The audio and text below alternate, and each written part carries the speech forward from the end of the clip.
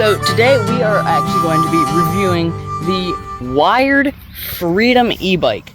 This is an e-bike that we got probably 8-ish months ago. It's a great e-bike. I'm just going to reveal that right away. But this is going to be my thoughts. We're going to do a range test. We're going to do power test. We're going to see acceleration. We're going to see how fast it actually goes. Like what is the actual limit of this thing? And I'm going to tell you all some things that I love about this bike. A lot of things I love. And I'm going to give you all some things that I kind of wish were improved. So, yeah, stick around. This is going to be a great video. Lots of info in here. Disclaimer, though. This is the old Wired Freedom. This is not the 2024 Wired Freedom. This one is not, the model that I have is not sold new anymore. I believe they retail for about $19.99. You can pre-order the 2024 for $19.99. It's a great e-bike, and gonna be a great video too. We have a 1200 watt-hour 60 volt 20 amp hour battery. We have Textro hydraulic brakes, discs, and calipers. It is calipers, right? Yeah, it's calipers. It's calipers. We have 26 by 4 inch Chow Yang tires. We have a 60 volt 40 amp controller, a tourney derailleur, Shimano 7-speed shifter. We have full suspension and a 2000 watt Pentac motor. Alright, so the bike is presently at 66.9 volts. When the bike is fully charged, it goes up to 67.2. So we're just under fully charged, just because I was using it for a little bit earlier right before I started the video. And so we're going to ride around. We're going to do range tests. I'm just going to ride it till it dies. In all different kinds of modes, in pedal assist and throttle and all kinds of stuff. We're going to do speed tests, acceleration tests. And, yeah, stick around. This is gonna be a great video. Alright, this is a hill that is notoriously steep, and we are going to do a throttle-only test, going straight up it. Alright, 3, 2, 1, here we go.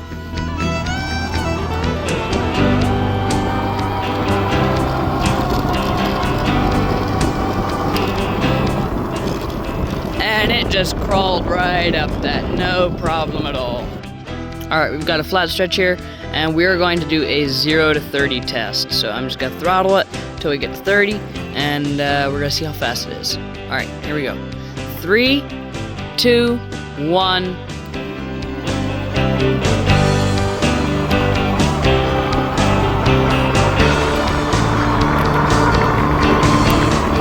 And there's 30. Alright, quick check-in. If you remember, I was at 93.2. I'm now at 95.7. So I have gone I've gone 2.5 miles. I have lost 1.3 volts.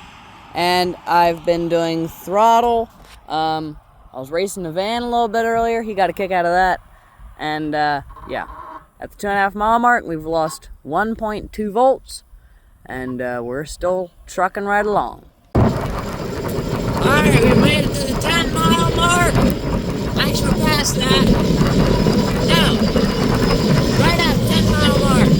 Alright, so we're at the 10 mile mark, and we're at 62.0 volts.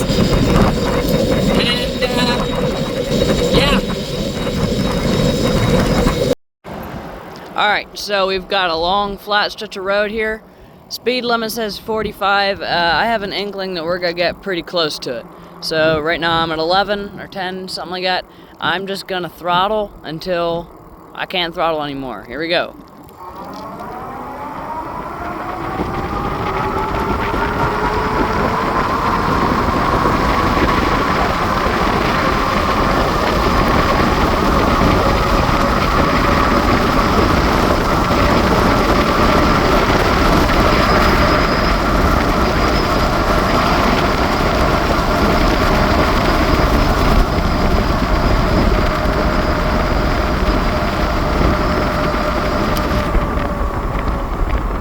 Alright, so I don't know about you guys, but I saw 39.4, so yeah, that's pretty fast.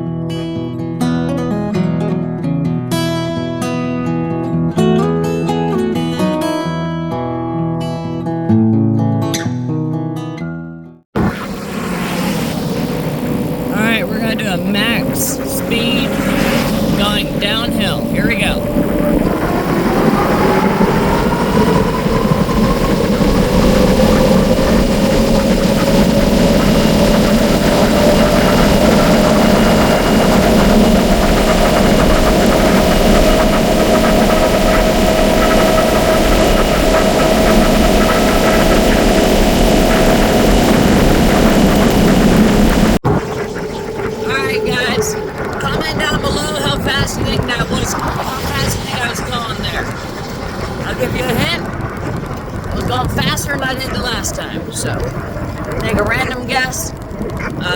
Yeah, post your thoughts in the comments, and whoever's the closest, I'll respond to. I don't know.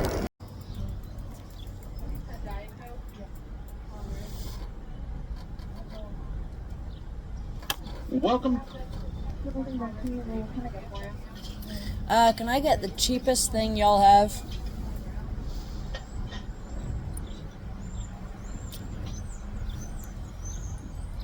What would be the cheapest thing on you guys' menu?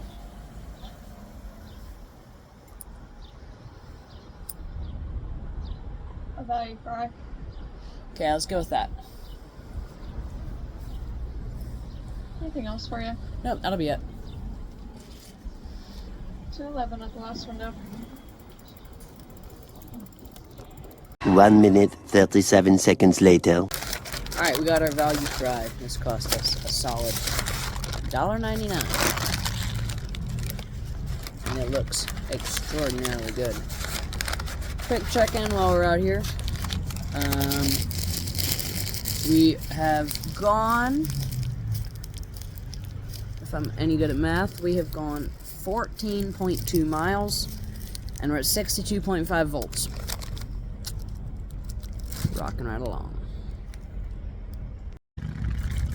For $1.99, you get a lot of fries, and they're probably good. Well, guys, I don't actually know if I'm going to be able to kill it, so made it to Burger King. Now I'm over here at Wise for a bathroom break, and how is it still at that much? I just don't even know. Gone 14 miles and it hasn't dropped a single battery bar, and it's only dropped like 4 volts. So we've got a ways to go yet. So I'm gonna work my way back to home, and then I guess fly around the neighborhood till it dies, because it's gonna be a little while. Alright, so far we have made it. Let's see. Appears as though we have made it 30 miles. Gone 30 miles, and we're down to 58 volts. Yep. Wired advertises their bikes as being able to go 90 miles on pedal assist 1. Realistically, though, I've been using it at pedal assist anywhere from like 1 to 3, and then some throttle mixed in, and there's hills. I'm guessing their tests don't even really include hills. My test did. So I would say realistically, you can probably expect to get 50, 60 if you treat it nice. You'd be pretty lucky to be getting 80, 90 miles. But, I mean, I guess it could be done. If you're like super, super gentle on your bike, if you take it easy, go slow, and you've got a lot of flat ground, probably make it to 80 or 90, yeah. But, yeah. This is probably gonna be my last check-in till we, get back to the house, and then I'll share some ending thoughts. Today's video is brought to you by Gatorade. If you need that extra push or just a little bit more sugar to get you through the day,